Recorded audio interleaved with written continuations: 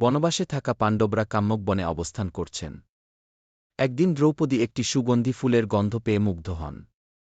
তিনি ভীমকে বলেন, এই ফুলটি যদি তুমি এনে দিতে, আমার মন খুশি হতো। খুব ভীম ভালোবাসা ও কর্তব্যের টানে একা রওনা দেন গভীর জঙ্গলে। তিনি পাহাড়, নদী, বন্যপ্রাণী অতিক্রম করে গন্ধমাদন পর্বতের দিকে এগিয়ে চলেন। ভীম একদিন এক সুন্দর বাগানে পৌঁছান, যেখানে অপ্সরা তিলোত্তমা সেই ফুল রক্ষা করছেন। তার সৌন্দর্যে ভীম কিছুক্ষণ থমকে যান, কিন্তু দ্রৌপদীর কথা মনে করে নিজেকে সামলে নেন। ভীম তিলোত্তমাকে বলেন, আমার স্ত্রীর জন্য এই ফুল চাই।